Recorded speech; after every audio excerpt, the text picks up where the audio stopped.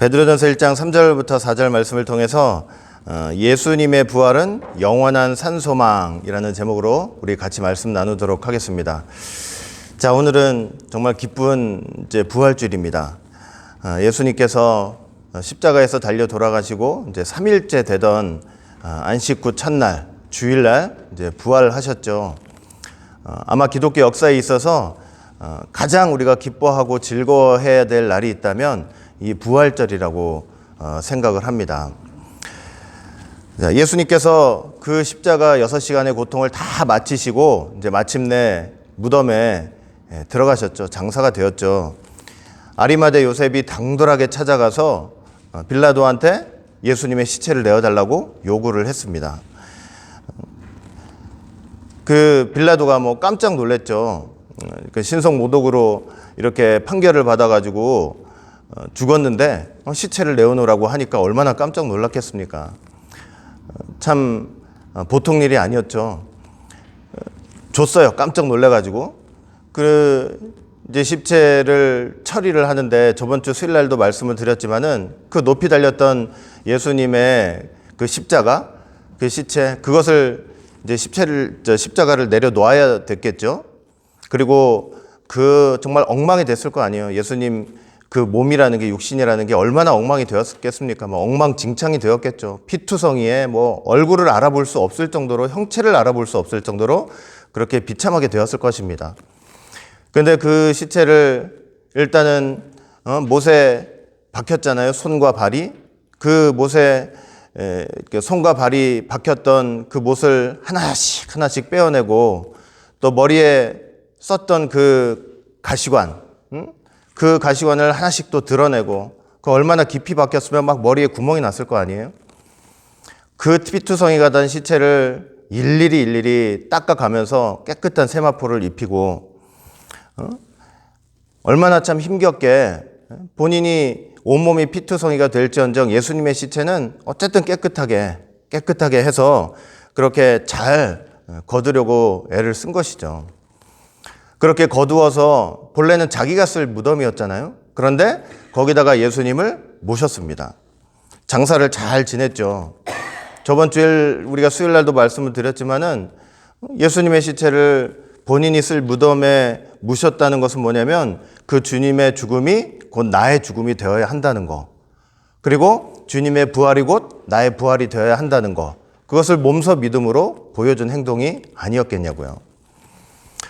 자, 그렇게 장사가 됐는데 이 대제사장들과 바리새인들이 생각해 보니까 이제 겁이 나요. 왜냐하면 예수님께서 생전에 뭐라고 말씀을 하셨냐면 내가 죽으면 3일 만에 다시 되살아날 것이다. 이렇게 말씀을 한 적이 있거든요. 그 가만히 생각해 보니까 이제 큰일 날 일이에요. 그들 입장에서는.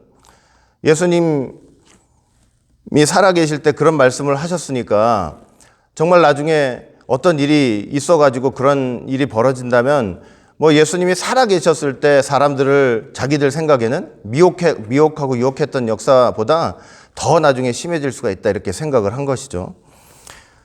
빌라도 찾아갔어요. 무덤을 좀 지켜야 되겠다고, 적어도 3일 동안은 지켜야 되겠다고 요구를 했어요. 빌라도가 빨리 가서 그러면 지키라고. 그래가지고 그 예수님의 무덤을 막은 그 돌에다가 이제 임봉을 했죠. 이제 황제 어인을 딱 찍은 거예요. 그리고 군사들 시켜가지고 거기를 철두철미하게 이제 지키게 한 것입니다. 그러나 예수님께서 부활하시는 그 부활을 사람의 힘으로 막을 수가 있었겠냐고요. 아무리 대단한 로마 황제 그 직인이라고 해도 그 로마 황제 이름으로 그 부활을 막을 수가 있었겠습니까? 예수님께서 금요일 날 돌아가셨죠? 첫째 날이에요. 그 다음 날은 안식일이죠. 토요일 날 둘째 날이에요. 그리고 안식 후 첫날 되는 세 번째 날 3일째가 되는 그날 예수님께서는 그 인간이 힘을 다해서 막은 돌을 굴려내시고 부활을 하셨던 것입니다. 그래서 우리는 안식일을 지키는 것이 아니고 안식 후 첫날 주일을 지키는 것이죠. 예수님이 마지막 안식일은 무덤에서 완전히 종료를 시키신 거예요. 이제 그때로부터는 안식일은 끝인 거예요. 그리고 우리는 안식 후 첫날인 주일을 지키는 것입니다. 그렇게 3일째 되던 날, 안식 후 첫날 막달라 마리아를 비롯해서 여자들이 예수님의 무덤을 찾아갔어요. 그 어떻게든 향료도 뿌리고 이렇게 하려고 찾아갔는데 딱 갔더니 돌이 굴려져 있는 거예요. 딱 돌이 굴려져 있어요.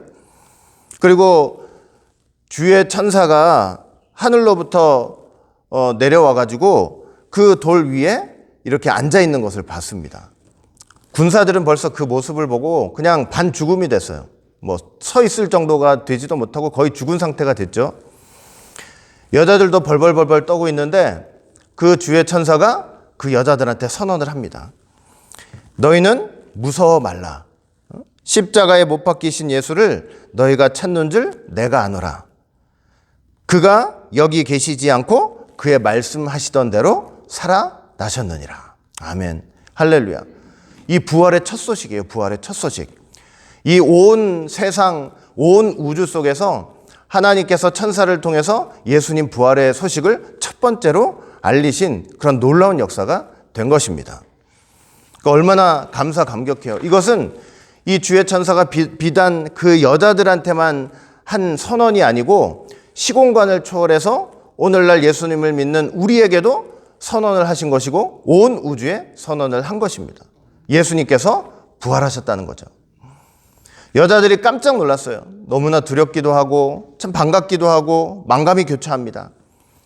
그 예수님이 살아나신 사실을 이제 제자들한테 알려야 될 거 아니에요? 얼마나 열심히 달렸는지 몰라요. 그런데 그렇게 달려가다가 부활하신 예수님을 만났습니다. 그 부활하신 예수님이 뭐라 그래요? 안녕하뇨? 평안하느냐? 딱 물었잖아요? 평안하느냐? 그러니까 부활하신 예수님은 우리한테 제1성이 뭐냐면 너희에게 평강이 있을지어다. 평안하냐? 이걸 물으시는 거예요. 부활하신 예수님을 만난 우리 마음속에 가장 중요한 게 뭐냐면 하나님께서 주시는 평안이고 평강입니다. 평강이에요. 이 세상 살아가면서 우리가 얼마나 많은 어려움들 겪고 얼마나 많은 힘든 일들을 겪습니까? 그러나 부활하신 주님께서 우리에게 어떤 복을 주시느냐면 그 어려움 속에 당해 있는 우리에게 평강의 축복을 주시는 거예요. 평안의 축복을 주시는 거예요. 그러니까 믿는 자들은, 부활의 신앙을 가진 자들은요, 어떤 어려움 속에서도 마음의 깊은 좌절에 빠지지 말고 어떤 복을 누리고 살아야 되느냐면 평강의 복을 누리고 살아야 돼요. 죽었다가 살아나신 그분이 우리에게 평강을 주신다는데 우리가 죽는 것보다 더 큰 어려움이 어디 있어요? 그러나 우리 다 지금 죽는 것보다 어려움을 만나는 것이 아니고 그래도 하나님께서는 다 피할만 하시고 이길만 하신 시험들을 주시는 거 아니에요. 그러니까 그런 시험 속에서 부활하신 주님께서 평강이 있을지어다 할 때 그 평강의 축복을 모두 다 누리시는 저와 여러분 되시기를 주의 이름으로 축원드리겠습니다. 평강의 축복이 제일 좋아요. 평강의 축복이. 여자들이 예수님의 발을 탁 붙다고 이제 붙들고 경배하는 거예요. 경배합니다. 그 예수님의 발에는요, 여러분 몰라서 그렇지 여전히 뭐냐면 못자국이 있어요. 부활하신 몸이잖아요. 신령한 몸이잖아요. 제자들 앞에 나설 때 그 문을 꽁꽁 닫았는데도 바람벽을 통과하신 몸인데 그런데도 불구하고 그 몸에는 여전히 뭐가 있냐면 십자가에서 못이 박혔던 그 못이 박혔던 흔적이 고스란히 남아있는 거예요. 여러분 십자가에서 고난당했던 흔적이 고스란히 부활하신 예수님의 몸에 남아있다는 것입니다. 여러분 예수님께서 바로 그 몸으로 다시 오실 것입니다. 재림하실 때요. 재림하실 때 십자가 고난의 흔적이 있는 그 몸으로 다시 그대로 오실 거예요. 계시록 보면은 요한이 계시록 4장 5장 보시면은 막 하늘 보좌의 환상을 봤잖아요. 근데 거기에 어린 양을 봤어요. 그 어린 양을 어떻게 묘사를 하고 있냐면 계시록 5장 6절 보시니까 내가 또 보니 보좌와 내 생물과 장로들 사이에 어린 양이 섰는데 일찍 죽임을 당한 것 같더라. 이런 말씀을 해요. 자, 지금 요한이 본 이 어린 양은 부활하신 예수님을 가리키는 거죠. 그런데 그 부활하신 예수님 어린 양을 딱 보는데 어떤 모습이래요? 예전에 죽임을 당한 것처럼 보이더라 이랬단 말이에요. 그러니 그 어린 양에 어떤 흔적이 남아있다는 것을 보는 거예요. 십자가에서 고난당하셨던 그 흔적이 고스란히 남아있다는 것을 지금 말해주고 있는 거잖아요. 그 예수님께서 다시 오실 때 뭐냐? 그 고난의 흔적, 그 십자가에서 당한 고난의 흔적을 가지고 우리에게 다시 찾아오실 거예요. 여러분, 예수님께서 십자가에서 당하신 그 고통, 우리를 위해서 그 희생하신 것은요, 그 나라 가서도 우리가 영원토록 찬양해야 될 놀라운 일이라는 것을 꼭 믿으시기를 바라겠습니다. 얼마나 귀한 건지 몰라요. 우리 그 나라 가서도 주님의 그 십자가 희생 항상 기억하면서 찬양하는 거예요. 영광을 돌리는 거예요. 어린 양을 향해서. 그 발을 붙잡고 경배를 하는 여자들에게 말씀했죠. 야, 무서워 말라. 너 무서워할 거 없어. 내 형제들에게 가서 갈릴리로 가라고 해라. 내가 거기서 너를 보겠다. 근데 제자들을 뭐라고 하냐면 내 형제들이라고 말씀을 하고 있죠. 갈릴리로 먼저 가라. 내가 거기서 너희들을 보겠다. 예수님께서 돌아가시기 전에 제자들한테 내가 죽고 나면 내가 먼저 죽고 나서 부활해가지고 갈릴리 갈 테니까 거기서 보자고 말씀을 하신 적이 있거든요. 그러니까 갈릴리로 가라고 전하라고 이제 말씀을 하신 거예요. 그 여자들이 이제 그 명령을 듣고 이제 막 달려가는 거예요. 여러분, 가만히 생각해 보면 참 신비한 일이에요. 왜냐면은 타락을 할 때는 여자가 먼저 선악나무의 열매를 먹고 나서 그것을 누구한테 전했어요? 남자한테 전달을 했잖아요. 근데 예수님 부활할 때는 보면 그 신령하게 부활하신 그 부활의 몸을 누구한테 먼저 보이셨냐면 여자들한테 제일 먼저 보이셨어요.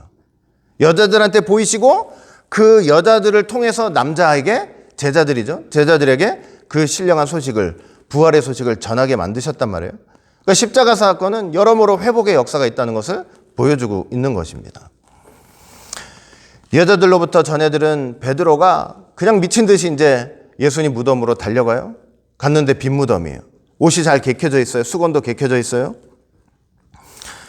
그래서 주님께서 부활하셨다. 나중에 베드로에게도 보이셨죠? 주님의 부활을 확인을 한 것입니다. 대제사장들과 바리새인들 그냥 화들짝 놀랐습니다. 깜짝 놀랐죠. 이거 이제 어떻게 이 소식을 막아야 될 거 아니에요? 부활의 소식을. 여러분, 예수님의 부활을 방해하려고 하는 이 사단의 역사가 여기서부터 시작이 되는 거예요. 그 대제사장들과 바리새인들이 무슨 짓을 했냐면 무덤을 지키던 군병들한테 돈을 엄청나게 많이 주고 무슨 소문을 내라고 해요? 주님의 제자들이 와가지고 주님의 시체를 훔쳐갔다고 소문을 내라. 그러면서 이 주님의 부활 사건을 세상에 전파하는데 그 사단이 그 소식을 막으려고 시작을 하는 게 바로 이때부터 시작이 된 것입니다. 여러분, 이후로도요, 이 주님의 부활 사건이 잘못이고 가짜고 거짓이라는 것을 막 퍼뜨리기 위해서 얼마나 사단이 많은 역사를 했는지 몰라요. 제가 한번 말씀드린 적이 있는지 모르겠지만 예수님 부활에 대해서 얼마나 많은 가설들이 세워졌는지 몰라요. 왜냐하면 믿는 사람들은 믿어지는데 그걸 믿지 않는 사람들 입장에서 보면은 죽은 사람이 되살아났다는 것은 믿기가 어려운 사실이거든요. 자연 법칙에도 어긋나고.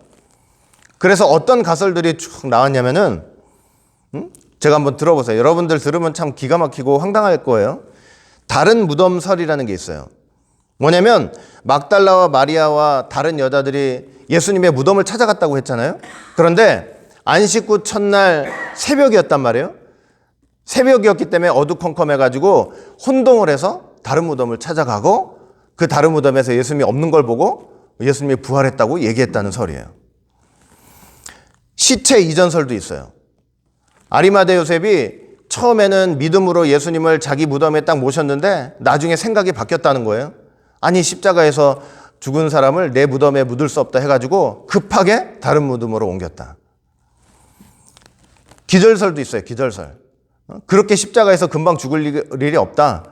잠시 기절했다가 나중에 다시 살아났다. 회복됐다. 환상설도 있어요. 예수님께서 부활하셨는데 그 부활하신 예수님을 보았다는 것은 뭐냐면 단순히 그 만났다고 하는 사람들의 주관적인 환상이었다. 신화설도 있어요. 이 많죠. 신화설이라고 얘기하는 사람 엄청 많아요. 이게 바벨론 고대의 기사고 그 고대 근동 지방에서 있었던 흔한 이교 신화였다. 가상설도 있어요. 예수님의 부활은 역사적인 사실이 아니고 가상적인 소설 같은 거다. 여러분, 이런 얘기들을 누가 하는지 아세요? 그냥 막 아무나 이름도 모르는 사람들이 막 지어내가지고 하는 얘기 같지만 그렇지가 않아요. 학자들이 이런 얘기를 하는 거예요. 신학자들이 이런 얘기를 해요. 하나님을 믿는다는 신학자들이 이 초월적인 것을 믿지는 못하니까 예수님의 그 십자가 부활 사건을 믿지를 못하겠으니까 인간의 상식, 자연 법칙 모든 것에 맞지 않으니까 이런 가설들을 내세워가지고 어떻게든 인간적인 방식으로 이걸 이해하려고 부활했다는 것을, 이런 얘기를 하면서 부활의 사실을 지금 이렇게 인정하지 않고 있는 것입니다. 여러분, 지금도 예수님 부활했다는 거 저와 여러분들이나 흔하고 흔해가지고 이렇게 얘기를 한다고 생각하지만 많은 사람들한테 가가지고 이렇게 예수님 부활했다 그러면은 저와 여러분들 그 얘기하는 거 다 들으면서 그냥 잡설이라고 생각해. 인간의 잡설. 사람이 어떻게 죽었다가 다시 살아나느냐고. 그런 얘기들을 하는 사람들이 천재예요, 천재. 우리는 맨날 우리끼리만 모여 있으니까 잘 모르죠.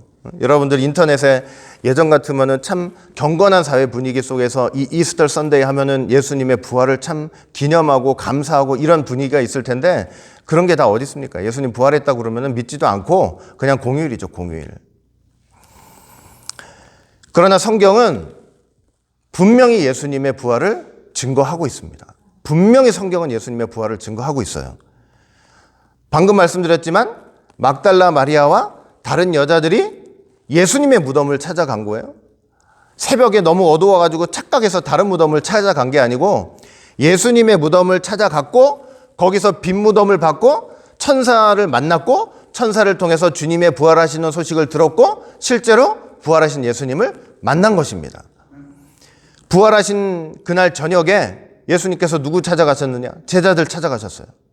그냥 예수님의 제자라고 하면은 유대인들이 다 잡아가지고 감옥 가두니까 그 문 떡 꼭 걸어 닫고 그냥 벌벌벌벌 예수님의 제자들이 떨고 있는 거예요. 여러분, 그러니까 예수님 십체 처리할 생각이나 할 수 있었겠어요? 안 그래요? 부모 돌아가시면은 제일 중요한 게 뭐예요? 그 시체를 잘 처리하고 잘 장사하는 게 제일 중요한 거 아니에요? 3년을 그렇게 예수님을 모시면서 주라고 고백하고 하나님의 아들이라 고백하고 옥에 가는데도 죽는데도 가겠다고 큰 소리 쳤던 사람들이 생각해 보세요. 예수님 십자가에서 달려서 지금 돌아가셔가지고 그렇게 달려있는데 그거 처리할 생각도 못했다니까요. 아리마대 요셉 아니었으면 예수님 그 십자가에서 내려오지도 못했어요. 그러니 아리마대 요셉이 얼마나 대단한 사람이에요. 제자들 벌벌벌벌 떨고 있어요. 근데 갑자기 문을 다 꽁꽁 걸어 잠그고 이렇게 벌벌 떨고 있는데 누가 문 열어준 사람도 없는데 예수님께서 그 바람벽을 타고 탁 들어오시는 거예요. 그러니까 부활하신 예수님의 몸은 신령한 몸이에요. 신령한 몸. 이런 썩어질 육신의 몸이 아니고 제자들한테 딱 그러시는 거예요. 너희에게 평강이 있을지어다. 평강이 있을지어다. 이 말씀하시고 제자들한테 그 손과 발, 못이 박혔던 손과 발, 창에 찔렸던 허리를 다 보여주시면서 나다 이거예요. 나다. 나중에 도마한테는 8일 후에 도마 만났죠. 도마한테는 믿지 못하겠다고 하니까 이 못자국, 창자국 다 어떻게 하게 하셨어요? 다 손으로 직접 만져보게 다 하시는 거예요. 예수님이 또 예수님 죽음에 실망해가지고 엠마오로 내려가던 두 제자들이 있었잖아요. 그 친히 찾아가셔가지고 또 만나주셨어요. 돌아가시기 전에 말씀하신 대로 갈릴리 가셔가지고 또 그 제자들 다 만나주셨어요. 밤새 물고기 못 잡아요. 배 오른편에 그물을 던져라. 몇 마리 잡았어요? 153마리 정확히 잡은 거예요. 153마리. 고린도전서 15장 6절 말씀 볼 때 500명이나 되는 사람한테 일시에 보이셨다. 이런 말씀도 있어요. 예수님 승천하실 때 제자들 다 봤죠. 누구만 빼고 다 봤어요. 가룟 유다만 자살하느라고. 여러분, 이렇게 예수님께서는 부활하신 다음에 친히 그 부활하신 몸을 사람들에게 보이심으로 본인이 부활하신 사실을 사람들에게 분명히 증명을 하신 거예요. 증거를 하신 거예요. 그리고 여러분 또 무엇을 하셨냐면 부활하신 다음에 성경 볼 때 이런 말씀이 있어요. 예수님께서 부활하신 다음에 며칠 동안 이 땅에 있으셨냐면 40일 동안 있으셨어요. 40일 있으시면서 사람들한테 몇 번 나타나셨다? 11번 나타나셨다 그랬어요. 자, 그 40일 동안 땅에 계시면서 11번 나타나셔가지고 예수님이 그동안 하신 일이 뭐냐? 하신 일이 있어요. 사도행전 1장 3절 보니까 해 받으신 후에 십자가 달리시고 이제 부활하셨죠. 저희에게 확실한 많은 증거로 친히 사심을 나타내사 40일 동안 저희에게 보이시며 40일 동안 친히 보이셨다고 그랬죠. 하나님 나라의 일을 말씀하시니라 이렇게 말씀하고 있어요. 자, 부활하셔가지고 부활하신 그 몸을 많은 사람들에게 보이셨을 뿐만 아니라 40일 동안 뭐도 하셨대요. 그들에게 하나님 나라의 일을 말씀하셨대요. 이게 뭘까요 도대체? 하나님 나라의 일을 말씀하셨다는 게 도대체 무슨 의미일까요? 여러분, 이것은 어디서 우리가 이게 무슨 일일까? 도대체 뭘 하신 걸까? 이걸 어디서 유추를 해볼 수 있냐면 엠마오로 내려가던 두 제자한테 예수님이 뭘 하셨는가를 한번 생각해 보면 이게 감이 와요. 여러분, 아까 말씀드렸지만은 예수님 돌아가시고 나서 두 제자가 너무 실망이 된 거죠. 아니, 이스라엘을 구속할 자라고 바랬는데 저렇게 허망하게 십자가에서 돌아가실 수가 있나? 그러니까 실망해서 엠마오로 내려가고 있었어요. 예수님이 딱 부활하신 예수님이 딱 나타나셔가지고 그냥 책망하셨죠. 책망하시면서 무엇을 하셨냐면, 자, 누가복음 24장 25절부터 27절 보니까 가라사대 미련하고 선지자들의 말한 모든 것을 마음에 더디 믿는 자들이여, 그리스도가 이런 고난을 받고 자기 영광에 들어가야 할 것이 아니냐 하시고 이에 모세와 및 모든 선지자의 글로 시작하여 모든 성경에 쓴 바 자기에 관한 것을 자세히 설명하시니라 이렇게 말씀을 하고 있단 말이에요. 그러니까 예수님 부활하시고 나서 뭘 하신 거예요? 부활하신 몸을 보여주심으로 말미암아 부활하신 사실을 증거하시기도 했고, 또 하나 하신 것이 뭐냐면 성경을 통해서 자기에 관한 것을 증거하셨대요. 그러니까 뭐 한 거예요? 지금으로 말하면 뭐 한 거나 똑같아요. 성경 가지고 제자들을 가르치신 거예요. 아니, 그 부활의 몸, 그 영광스러운 몸, 이것만 보여주면 됐지 뭐하러 다시 그 구약 성경 가지고 다 들고 와가지고 일일이 제자들을 가르치십니까? 왜 가르치셔야 돼요? 왜? 성경을 통해서 깨달아야 하기 때문이에요. 성경을 통해서 지금 부활하신 그 예수님의 역사를 깨달아야 하기 때문이에요. 그러니까 지금으로 말하면 뭘 한 거냐면 창세기로부터, 아까 모세 글이라고 그랬잖아요. 창세기로부터 시작해가지고 모든 성경, 선지자의 글을 포함한 모든 성경을 가지고 다 뭐에 대해서 증거하냐면 예수님에 대해서 증거를 한 거예요. 구속사 말씀 가리킨 거나 똑같아요. 하나하나를 통해서 예수님을 하나님께서 보내시려는 하나님의 경륜, 그리고 그 예수님이 이 땅에 오셔서 어떤 일을 할지에 대한 것을 자세하고 상세하게 일일이 다 가르치신 거예요. 그러니까 40일 동안 예수님이 하신 일이 바로 이거예요. 뭐냐면 친히 부활하신 몸을 보여주시기도 했지만 성경을 통해서 그 예수님의 모든 역사를 다 가르쳐 주신 거예요. 여러분, 제자들이 그 성경 공부를 하면서 뭐라고 고백을 해요? 야, 예수님께서 성경을 어떻게 해주실 때? 풀어주실 때 마음이 뜨겁지 않냐? 성경을 그냥 모세오경부터 달달달달 외우기만 했지 이것을 예수님을 중심으로 딱 풀어주시니까 마음이 뜨거워졌다는 거예요. 예수님이 이 땅에 오시고 예수님이 이 땅에 33년 사시고 십자가에 죽으시고 예수님이 부활하셨던 이 모든 것이 다 성경 속에 예언이 되어 있었고, 그리고 하나님의 계획대로 진행된 사건이었다는 것을 정확하게 깨닫게 된 것입니다. 그렇게 깨닫게 되니까 뭐가 되냐면 마음이 뜨거워지기 시작하는 거예요. 성경이 그동안은 뭐였어요? 예수님과 연결이 안 되니까 성경이 예수님과 연결이 되지 않으면 마음이 뜨거워지지 않아요. 영이 깨어지지 않아요.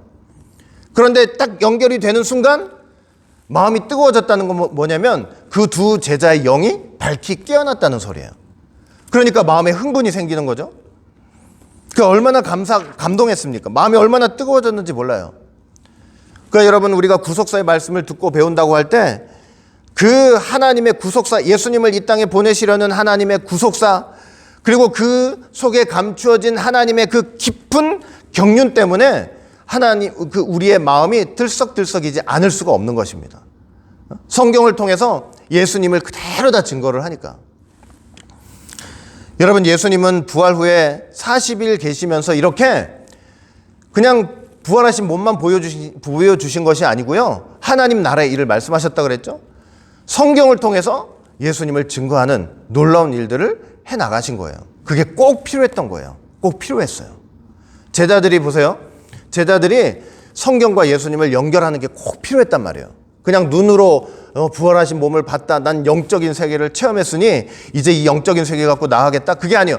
사람들한테 복음을 전할 땐 뭘 가지고 해야 돼요? 성경 갖고 해야 되거든요. 근데 그걸 성경을 가지고 사람들한테 복음을 전할 때 뭘 전해야 되겠어요? 이 성경의 이런 말씀이 사실은 누구를 가리키는 말씀이었다.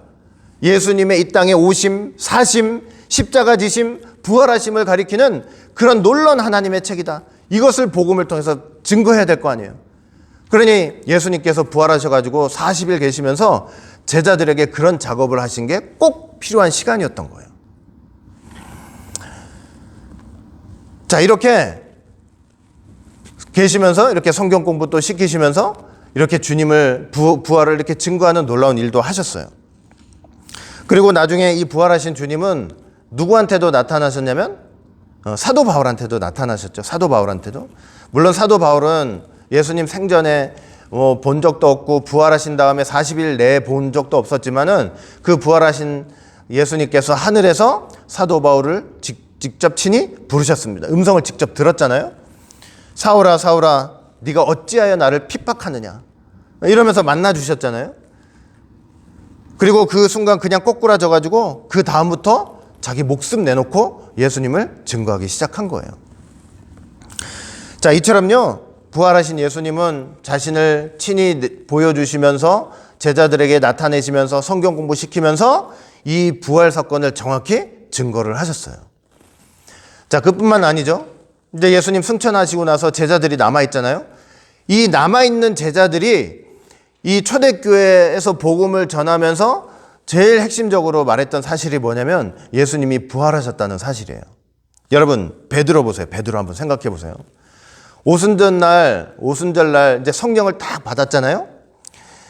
받아가지고 성령을 딱 받아가지고 베드로가 여러분 이제 사도행전 2장을 한번 보세요. 거기 이제 베드로가 성령 받은 다음에 설교한 내용이 딱 나오거든요. 사실 베드로 죄송하지만 그냥 평생 물고기만 잡을 줄 알았지 뭐 성경에 대해서 뭘 그렇게 제대로 알겠어요. 뭘 많이 알겠습니까? 좀 무식했죠. 그런데 그 베드로가 성령 받아가지고 담대히 증거를 하는데 제 일성이 뭐였냐면 사도행전 2장 23절부터 24절 보시면 그가 하나님의 정하신 뜻과 미리 아신 대로 내어준 바 되었거늘 너희가 법 없는 자들의 손을 빌어 못 박아 죽였으나 하나님께서 사망의 고통을 풀어 살리셨으니 이는 그가 사망에게 매여 있을 수 없었음이라 이렇게 말씀해요. 내어주셨지만 하나님께서 그를 어떻게 하셨다? 다시 살려주셨다. 이 예수님이 부활하신 사건을 딱 이제 얘기를 하는 거예요. 담대하게 얘기를 해요. 그래 놓고 이 베드로가 무엇을 하냐면 시편 기자의 글을 가져와요. 설교를 하면서 시편 기자의 글을 갖고 와요. 그 시편 기자의 글이 뭐냐면 자, 사도행전 2장 27절 말씀이에요. 이거 제가 읽어드릴 테니까 들어보세요. 이는 내 영혼을 음부에 버리지 아니하시며 주의 거룩한 자로 썩음을 당치 않게 하실 것이미로다. 요런 시편 기자의 글을 가져와요. 이게 누가 쓴 글이냐면 다윗이 쓴 시예요. 시편 16편 10절 말씀이에요. 근데 그 베드로가 베드로 입에서 뜻밖의 예수님이 부활하셨다 그래놓고 그렇게만 얘기한 게 아니고 다윗이 쓴 시를 시편 16편 10절 말씀을 딱 가지고 오는 거예요. 딱 가지고 와가지고 베드로가 뭐라고 얘기를 하냐면 이 다윗의 글은 사실은 다윗이 자신에 대해서 얘기한 것이 아니고 먼 훗날 예수님이 부활하실 것을 바라보면서 다윗이 쓴 글이다. 딱 이렇게 얘기를 하는 거예요. 사도행전 2장 31절 볼 때 미리 보는 거로, 이제 다윗이 미리 봤다는 거예요. 미리 보는 거로 그리스도의 부활하심을 말하되 저가 음부의 버림이 되지 않고 육신이 썩음을 당하지 아니하시리라 하더니. 그러니까 다윗이 본인에 대해서 쓴 게 아니고 먼 훗날 예수님 오셨을 때 예수님께서 부활하실 것에 대해서 미리 바라보고 이런 예언을 한 것이다, 이런 얘기를 하는 거예요. 여러분, 예수님 성령 받기 전 베드로한테 이런 얘기 들을 수 있었겠어요? 사실은 쉽지 않았겠죠, 그렇죠? 옛날에는 그랬잖아요. 누가 종교 지도자들 그랬잖냐 저랬잖냐 물어보면은 그냥 꿀 먹은 벙어리처럼 아무 말도 못했잖아요, 제자들. 아니, 엘리야가 먼저 온다던데요? 무슨 소린지도 모르고 대답도 못하는 거예요.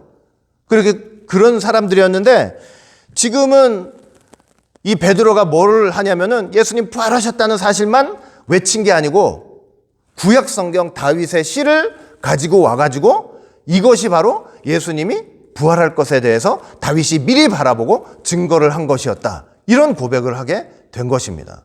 보통이 아니죠, 보통이 아니죠. 그렇죠? 야, 부활하신 예수님께서 친히 보여주셨죠. 베드로한테 나타내 보여주셨잖아요. 그뿐만 아니라 아까 뭘 했다고 그랬어요, 예수님께서? 쉽게 말하면 성경 공부 다 시켜주신 거죠. 나 부활했는데 너희들 이 신령한 몸을 받고 가서 보고 나서 예수님이 나 부활하신 거, 나 신령한 몸 봤다, 이렇게만 하지 말고 성경을 가지고 나를 증거할 수 있어야 된다 하면서 가르쳐 주셨잖아요.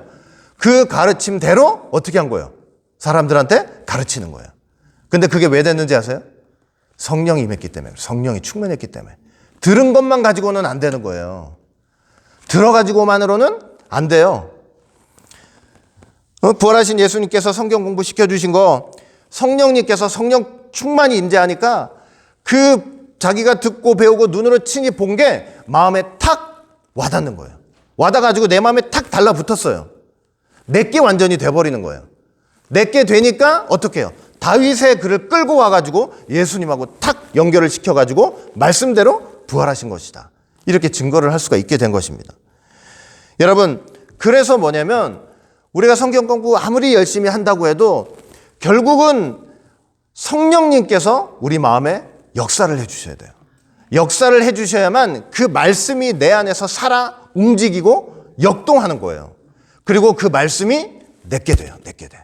내게 돼서 어느 순간이 어떤 순간에 딱 부딪혔을 때 내게 된 말씀이 내 안에서 힘이 되고 그 어려운 상황들을 이길 수 있는 능력으로서 나타나게 되는 것입니다. 말씀은 누구께 돼야 된다고요? 내게 돼야 돼요. 내게 돼야 돼요. 네? 베드로는 성령 받자마자 득시 뭐냐면 그 무식했던 사람이 구약 성경을 끌고 와서 예수님의 부활을 증거하면서 목숨을 내놓고 일을 하기 시작했던 것입니다. 이 주님의 제자들이 예수님 시체 내릴 때 아무도 가지 못했죠. 무서워가지고 벌벌벌 떠느라고 찾아갈 생각이나 했겠습니까? 제일 부모 자식 간의 관계로 말하면 제일 불효막심한 거 아니에요? 부모가 죽었는데 그 시체를 처리도 안 하고 있다면 얼마나 불효막심해요. 그런데도 그랬던 비겁한 사람들이었는데 성령 받고 나서 이렇게 달라진 거예요. 이렇게 달라졌어요. 아마 모르긴 해도 제자들이 성령 받고 깨닫고 나서 그 예수님 십자가 고난의 그 현장에 가지도 못했던 거, 돌아가셔서 이미 십자가에 돌아가셔가지고 창까지 찔리셨잖아요. 확인한다고 죽었는지 살았는지 창까지 찔려서 피와 물을 다 쏟고 거기서 힘없이 돌아가신 그 예수님을 찾아가서 그 무덤을, 그 시체를 처리할 생각도 못하고 있었던 거 아마 통탄해하면서 회개했을 것입니다. 저는 분명히 그렇게 생각하고 있어요. 그러나 성령 받고 담대하게 증거하는 거예요. 담대하게 예수님 살아나셨다고 증거하는 거예요. 바울도 마찬가지죠. 다메섹 도상에서 꼬꾸라졌어요. 나중에 성령께서 이 바울과 바나바를 따로 세우셔가지고 세계 전도 여행 하도록 시켰잖아요. 성령님께서. 바울도 꼬꾸라지고 나서 보세요. 바울이 딱 꼬꾸라지고 나서 이제 1차, 2차, 3차 전도 여행하고 4차 로마 여행 다 갔잖아요. 근데 1차 여행 전도하면서 이 비시디아 안디옥이라는 곳에 딱 도착을 해가지고 이제 유대인의 회당 있잖아요. 곳곳에. 그 회당에 딱 들어가가지고 유대인들을 가르치는 거예요. 가르치면서 그동안은 유대인 편이 돼가지고 예수 믿는 사람들 다 잡아서 감옥에 넣었잖아요. 그런데 회당 들어가서 이제 유대인들을 가르치기 시작하는데 예수님에 대해서 증거를 하는데 제 일성이 뭐였느냐? 여러분들 잘 아시는 구절이에요. 사도행전 13장 27절. 예루살렘에 사는 자들과 저희 관원들이 예수와 및 안식일마다 외우는 바 선지자들의 말을 알지 못함으로. 종교 지도자들이 그렇게 성경을 많이 외웠는데도 불구하고 아는데도 불구하고 그 자기가 말하는 거 외우는 것을 알지 못했다는 거예요. 알지 못함으로 예수를 정죄하여 선지자들의 말을 응하게 하였도다. 죽을 죄를 하나도 찾지 못하였으나 빌라도에게 죽여달라고 하였으니 성경의 저를 가리켜 기록한 말씀을 다 응하게 한 것이라. 후에 나무에서 내려다가 무덤에 두었으나 하나님은 죽은 자 가운데서 저를 살리신지라. 사도 바울이 회심하고 꼬꾸라져가지고 전도행 다니는데 그 가가지고 제 일성이 뭐냐면 너희들이 그렇게 성경 암기하고 달달달달 외워놓고 그 말의 뜻을 알지 못해서 예수를 죽였다. 그러나 하나님께서 그 예수님을 죽은 자 가운데서 다시 살리셨다는 거예요. 살리셨다. 그게 제 일성이었어. 일성. 부활을 증거하는 거. 나중에 2차 3차 여행 다니면서 데살로니가 도착했을 때 또 유대인의 회당에서 예수님의 부활을 가르쳤죠. 사도행전 17장 2절 3절 볼 때 바울이 자기의 규례대로 저희에게로 들어가서 새 안식일에 안식일 3번 21일이 새 안식일에 성경을 가지고 강론하며 뜻을 풀어 그리스도가 해를 받고 죽은 자 가운데서 다시 살아야 할 것을 증명하고 이르되 내가 너희에게 전하는 이 예수가 곧 그리스도라. 그러니까 바울이 예수님 전할 때도 어떻게 했어요? 방금 말씀드렸죠. 성경을 가지고 강론하고 뜻을 풀어서 예수님께서 해를 받고 죽은 자 가운데서 다시 살아날 것을 증명했다 이렇게 말씀을 하고 있는 거죠. 그러니까 다 뭘 통해서 해야 되는 거예요? 성경을 통해서 해야 돼요. 성경을 통해서. 제가 그때 누누이 말씀드렸어요. 저 같으면요, 여러분 같으면은, 많은 사람 같으면은 내 앞에 어느 날 저와 여러분들 앞에 예수님께서 신령한 몸을 가지고 탁 나타나셨어요. 나타나셨으면 그래 나타나셔가지고 우리한테 내가 이렇게 부활한 예수다 딱 보여주셨단 말이에요. 그 다음날 아침에 딱 일어나서 저와 여러분 같으면 어떻게 하겠어요? 네? 뭘 갖고 어떻게 증명을 하겠어요? 사람들을 불러 모아가지고 내가 그 세계를 보았다.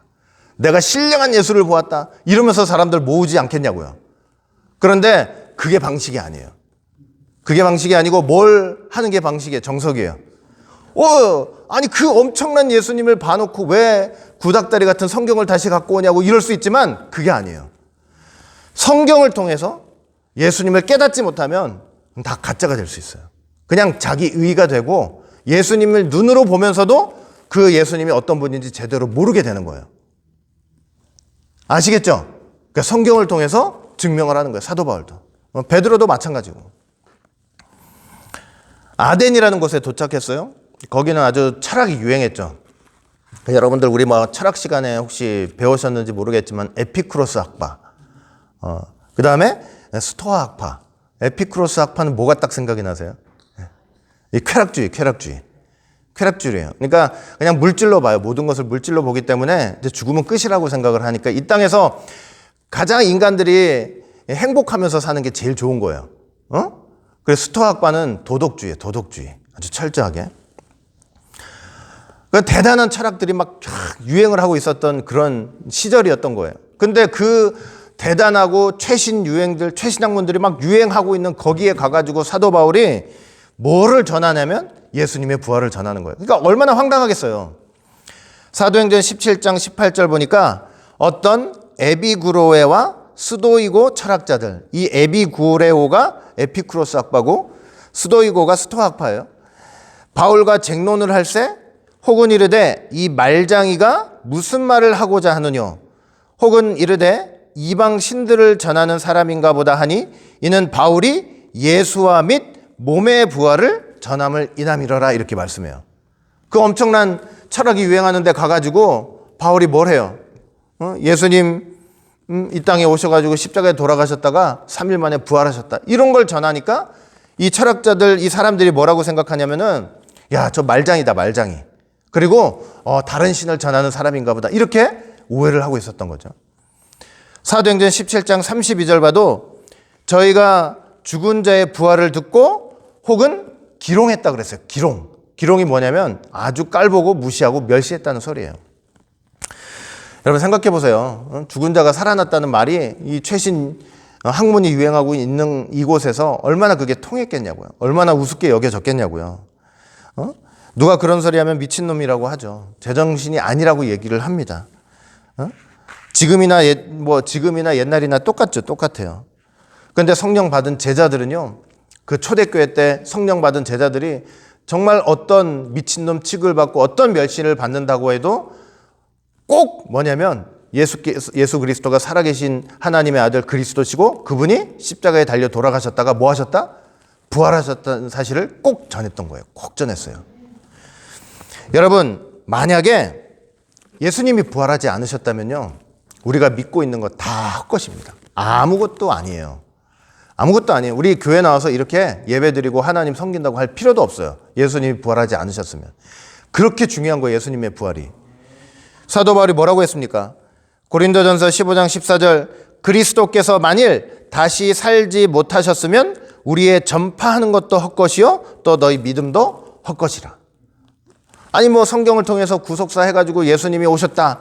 그런데 십자가에서 돌아가시고 다시 살지 못하셨다? 그러면은 우리가 전하는 거, 우리가 믿는 거 아무것도 아니고 다 헛것이다. 이렇게 말씀을 하고 있는 거예요. 우리는 여전히 죄 가운데 있는 거예요. 예수님이 우리의 죄를 걸머지시고 돌아가셨다. 좋단 말이에요. 부활을 못하셨다? 그러면 우리는 여전히 뭐 가운데 있어요? 죄 가운데 있는 거예요. 죄가 해결이 안 되니까. 죄의 싹은 사망이고 영원한 형벌 가운데 처하게 되는 것입니다. 예수님이 부활한 사실을 믿는 우리에게 이 예수님의 부활은요, 너무나도 중요한 의미가 있어요. 첫째는 뭐냐면 예수님의 부활은 우리의 부활을 보장해 주시는 거예요. 예수님이 부활의 첫 열매가 되셨죠. 첫 열매. 고린도전서 15장 20절, 그리스도께서 죽은 자 가운데서 다시 살아 잠자는 자들의 첫 열매가 되셨다 그랬어요. 첫 열매가 있다는 것은 무슨 뜻이냐면 다른 많은 열매도 있을 것을 말씀하는 거죠. 부활의 첫 열매가 있으니까 부활할 많은 다른 사람들도 있다는 것을 의미하는 거예요. 그게 바로 누구냐면 예수님 안에서 잠자던 자들이에요. 고린도전서 15장 21절, 사망이 사람으로 말미암았으니, 그러니까 사망이 첫째 아담으로부터 왔잖아요. 죽은 자의 부활도 사람으로 말미암는도다. 이 사람은 예수님이죠. 예수님 안에서 죽은 자가 부활한다는 뜻이죠.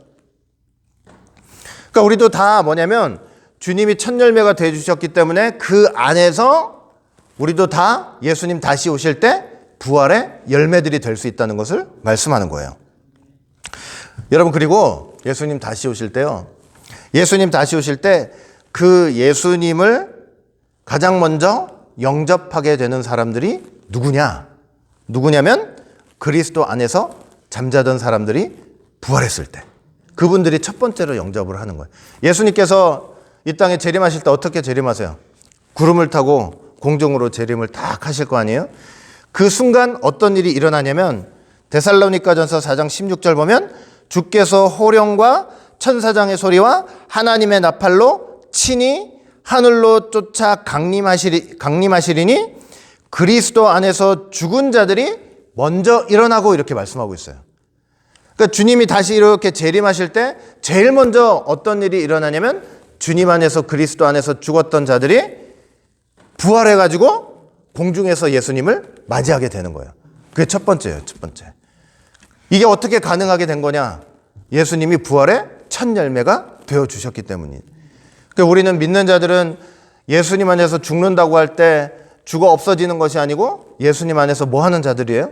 잠자는 자들이에요. 잠자는 자들. 잠시 잠을 자고 있다가 예수님이 그 호령과 천사장의 소리와 막 나팔 소리, 그 소리를 가지고 온 지구와 온 우주를 울리는 그 어마어마한 소리를 가지고 이렇게 내려오실 때 죄인들은요, 그 소리 앞에 감히 두려워가지고 서지도 못하는 거예요. 생각해 보세요. 우리 밤에 막 천둥번개 우동창창창 해도 그거 무서워가지고 못 서잖아요. 근데 하나님께서 이 세상의 소리가 아니라 하늘의 소리를 가지고 딱 온다고 할 때요, 믿지 않고 불신하는 사람들은 그 소리 앞에 서지도 못하는 거예요. 서지도 못해. 근데 믿는 자들은 어떻게 돼요? 그리스도 안에서 부활해가지고 그 소리, 엄청난 하늘의 소리를 가지고 오시는 그 예수님 앞에 즉시 가가지고 주님을 영접하게 되는 것입니다. 얼마나 귀하고 감사합니까?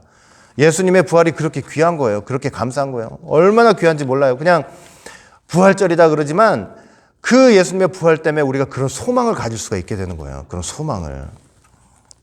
둘째, 예수님의 부활은 우리 믿는 자들의 영생을 보장해요. 영생, 영원한 생명. 예수님께서 십자가에 죽으시고 다시 사신 것이 없다면 사망 권세를 이기지 못하신 것이죠. 그러나 죽은 자 가운데서 다시 사심으로 예수님께서는 모든 사망 권세를 이기신 것입니다. 이기신 거죠. 이 그리스도의 부활로 말미암아 우리 믿는 자들은 사망에 대해서 어떻게 큰 소리 칠 수 있느냐? 사망아, 너의 승리가 어디 있느냐? 사망아, 너의 쏘는 것이 어디 있느냐? 이것을 우리가 담대하게 외칠 수가 있는 거예요. 그래서 영생의 소망을 가질 수 있는 거. 그렇죠? 그러니까 오늘 본문 말씀하신 대로 예수님께서 부활하심으로 말미암아 우리에게 산 소망을 주셨는데 썩지 아니하고 더럽지 아니하고 쇠하지 않는 기업을 있게 하신대요. 그 썩지 아니하고 쇠하지 않고 그다음에 더럽지 않는 그 기업이란 뭐냐? 첫째는 영생이고 두 번째는 천국이에요. 천국. 그 기업들을 우리에게 다 있게 하셨다고 말씀하고 있는 거예요. 그러니까 영원한 산 소망 속에서 우리는 살아갈 수 있는 거예요. 예수님의 부활 때문에. 세 번째, 예수님의 부활은요, 예수님의 부활로 말미암아 우리가 새 생명 가운데 살 수 있게 되었어요. 새 생명 가운데. 로마서 6장 4절, 우리가 그의 죽으심과 합하여 세례를 받음으로 그와 함께 장사되었나니 이는 아버지의 영광으로 말미암아 그리스도를 죽은 자 가운데서 살리신과 같이 우리로 또한 새 생명 가운데 행하게 하려 하심이라. 이렇게 말씀하고 있죠. 주님의 부활 때문에 우리가 어떤 생명 가운데 살 수 있다고요? 새로운 생명이에요. 부활의 생명이에요. 부활의 생명. 부활의 생명은 뭐냐? 죽어도 다시 사는 생명이에요. 절망에 빠지나 어려움 속에 빠지나 힘들고 괴로운 지경에 처하나 거기서 그냥 영원토록 지옥 구덩이까지 빠져드는 사람이 되는 것이 아니고 주님을 믿는 믿음으로 다시 일어나는 사람들이에요. 그게 새 생명이에요. 그게 새 생명. 다른 게 아니고 새 생명은요 절대 죽을 수 없는 생명이에요. 죽은 것 같으나 죽을 수 없는 생명. 죄에 대해서 죽고 하나님의 말씀과 뜻에 대해서 살아 움직이고 생동하는 생명이에요. 그런 생명을 갖고 우리가 살아가야 되는 거예요. 약속하신 천국의 기업을 바라보면서 산 소망 속에 살아가는 새로운 생명입니다. 지옥 갈 수밖에 없는 옛사람이 아니라 천국을 약속받은 새로운 생명이에요. 새로운 생명. 여러분, 이 생명을 가진 사람은 결코 어려움이 있어도 쉽게 절망하지 않습니다. 쉽게 절망하지 않아요. 말씀, 내 목에 칼이 들어와도 하나님 말씀을 포기하지 않아요. 거기에 살 길이 있다는 거 알거든요. 살 길이 있다는 거. 어떤 순간에서라도 잠시 처지고 괴로워하고 힘들어할 수는 있지만 그럼에도 불구하고 해바라기처럼 또 태양을 바라보는, 해바라기처럼 또 주님의 얼굴을 바라보는 사람들이에요. 에? 이게 다 뭐냐면 예수님의 부활을 통해서 가능하게 된 것입니다. 오늘 이렇게 부활 주일을 맞이하여서 우리가 어떤 역경 속에서도 저와 여러분들 다 어떤 생명을 받은 사람들이에요. 부활의 생명 다 받은 사람들이에요. 다 받은 사람들이에요. 어렵고 힘들고 괴롭고 아프고 진짜 난 죽겠다 하지만 부활의 생명을 받은 사람들은 그런 속에서도 다시 일어날 수 있는 힘이 있어요. 내 힘이 아니고 주님이 주시는 힘. 부활의 힘, 부활의 생명이 주시는 그 힘을 갖고 있는 사람들이에요. 그러니까 그런 힘을 가지고 자꾸 뭘 바라보고 있으면 된다고요? 주님을 자꾸 바라보면 돼요. 내가 내 옆에 보고 있으면 낭망이 돼요. 희망이 돼요. 내 주변의 상황 바라보고 있으면은 절망, 한숨밖에 안 나요. 한숨. 한탄밖에 안 나와요. 그러면 어떻게 하면 돼요? 안 보면 되지. 그래 누구만 보면 돼요? 주님만 보면 되죠. 그러면 거기에서 새로운 힘이 솟아요. 부활의 생명을 갖고 있기 때문에 거기에서 새로운 힘이 솟게 되는 거예요. 저도 마찬가지예요. 힘들고 어려울 때 그 힘든 거 어려운 상황들을 자꾸 쳐다보고 있잖아요. 그럼 마음이 깔아져요. 깔아져가지고 헤어나오지 못해요. 그러나 그런 순간에 주님을 생각하고 주님이 맡겨주신 사명을 생각하고 아니 끝까지 최선을 다하면 되겠지 이런 생각을 하잖아요. 주님이 어떻게 책임져 주시겠지 이런 생각하면요 다시 거기서 일어날 수 있는 힘이 생기더라고요. 이해가 되세요? 이거는 죽었다 깨나도 제가 여러분 자신이 그런 상황 속에서 체험을 해야만 아는 거예요. 체험을 해야만. 그러니까 이 부활의 생명을 가지고 어떤 역경 속에서도 누구만 바라보시라고요? 누구만? 주님만 딱 그 부활하신 주님을, 그 주님의 얼굴을 믿음으로 딱 쳐다보세요. 그러면 그 주님, 부활하신 주님은 저와 여러분들한테 항상 뭐라고 말씀하시는지 아세요? 너희에게 평강이 있을지어다 그러시는 거예요. 어려움 속에서도. 그럼 벌떡 일어나가지고 다시 일을 다 할 수 있어요. 왜 못해요? 쉽게 포기하지 않고 쉽게 절망하지 않고 죽음의 역경 속에서도 예수님 바라보면서 정말 새롭게 일어나시는 귀한 성도들이 되시기를 주의 이름으로 간절히 축원드리겠습니다. 기도합니다. 사랑과 은혜가 풍성하신 아버지 하나님, 오늘 이렇게 귀하고 복된 시간을 통해서 다시 한번 부활절 맞이하여서 주님의 부활의 고귀한 의미들을 생각해 볼 수 있도록 인도하여 주시니 진심으로 감사드립니다. 우리가 다 주님의 부활의 생명을 갖고 사는 귀한 믿음의 사람들인 줄 믿사오니 이 세상 살아가다 보면 어렵고 힘든 일이 왜 없겠습니까? 너무나 고달픈 일이 많습니다. 괴로운 일이 많습니다. 죽고 싶은 때가 많습니다. 하지만 그럼에도 불구하고 그 부활의 생명을 가지고 넉넉히 예수님을 믿는 믿음 안에서 일어나 주신 사명 감당하고 모든 삶 속에서 승리를 경험할 수 있는 모두가 될 수 있도록 인도하여 주시옵소서. 끝까지 저희들 책임져 주시고 붙들어 주시고 인도해 주실 줄 믿고 감사드리며 사랑 많으신 예수님 이름으로 감사하며 간절히 기도드리옵나이다. 아멘.